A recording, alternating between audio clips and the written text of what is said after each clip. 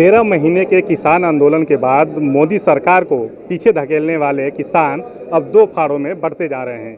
Sir, इतना बड़ा लंबा आंदोलन चला, किसानों की एकजुटता से पहली बार मोदी सरकार किसी मुद्दे पर बैकफुट हुई थी।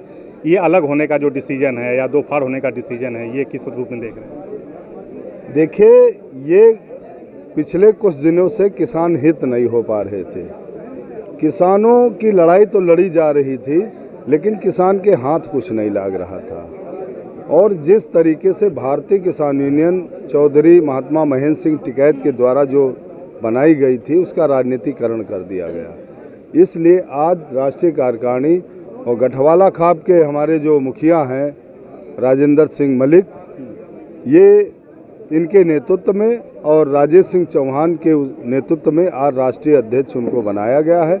हमारे ये चेयरमैन आबलिक वो संरक्षक रहेंगे और हम लोग इन दोनों लोगों के संरक्षण में इस संगठन को आगे बढ़ाएंगे। इसका राजनीतिकरण किसी भी कीमत पे नहीं होने दिया जाएगा, क्योंकि ये भोला भाला किसान मेरे कहने पे नहीं, आप यहाँ तमाम जवान महिला पुरुष बुजुर्ग किसान हैं, ठीक है, आप उनसे पूछ लो कि किस संगठन में आप काम करते थे, तो बता देंगे कि हम भारतीय किसान राजनीतिक में काम करते थे। इसलिए भारतीय किसान राजनीतिक की आज स्थापना करनी। तो आप लोगों को इतना देर कैसे हुई समझने में कि ये धीरे धीरे जो है राजनीतिक होता जा रहा है? क्या आप लोग जो आप लोगों की एक कमेटी बनी थी उसमें बातचीत नहीं हो रही थी? देखिए, जो 3 कानून आए थे उसमें संशोधन की बात सरकार कर रही थी। उस पे यह था कि उस पे गहन मंथन करने के बाद निर्णय लेना चाहिए था। चूँकि उसमें निर्णय नहीं लिया गया, उन बिलों में क्या अच्छा था क्या खराब था, ये कह पाना भी बड़ा मुश्किल है। लेकिन अगर आप लोगों ने पढ़ा नहीं था बिलों को, ये कहा जाए? भाई ऐसा है, इतना बड़ा वो बिल था, मैं झूठ क्या बोलूँ कैमरे के सामने, मैंने तो पढ़ा नहीं था। लेकिन सब कहते थे ये काला कानून, तो हम भी कहते थे। लेकिन जब लोगों ने बताया कि नहीं, सारा काला कानून नहीं था, उसमें कुछ चीज़ें किसान हितों की बहुत अच्छी थी, संशोधन करके इनका भला किया जा सकता था, तब हमको जरूर। देखो, झूठ बोलना हमारी आदत नहीं है।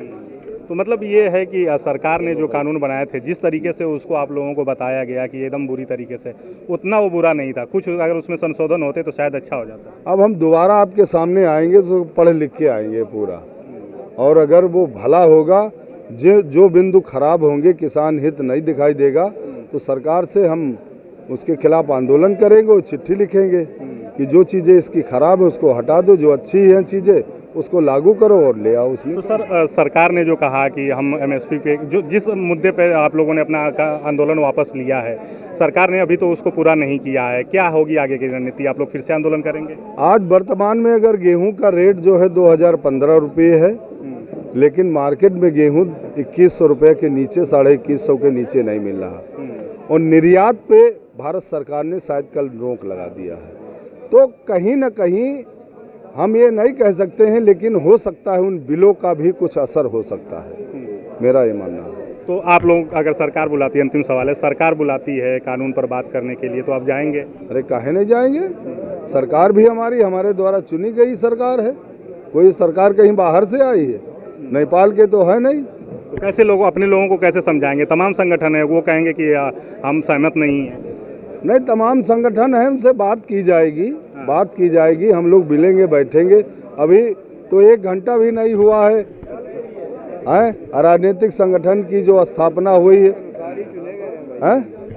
और हमने तो चुना नहीं है, यहाँ आपने देखा होगा, और अलग अलग जिलों से तमाम लोग आए हैं। तो संयुक्त किसान मोर्चा का अस्तित्व बना रहेगा, आप खुद उसमें? नहीं, संयुक्त किसान मोर्चा, और ज़रूरत पड़ेगी तो सब कुछ, और किसान हितों की कुछ और ज़रूरत पड़ेगी तो वो भी निर्णय लेंगे।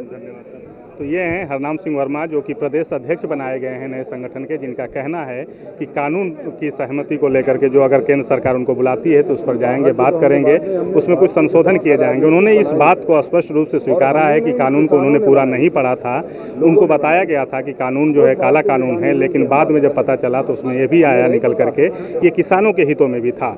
अब अगर उस पर सरकार अपने जो खराब चीज़ें हैं अगर उसको दुरुस्त करती है तो ये लोग सरकार से बात करने जरूर जाएंगे। सहयोगी बाबूलाल के साथ Sushil Kumar, daily insider, Lucknow. UP और देश दुनिया की तमाम ताजा तरीन खबरों के लिए गूगल प्ले स्टोर से आज ही डाउनलोड करें हमारा तेजी से उभरता न्यूज ऐप डेली इंसाइडर।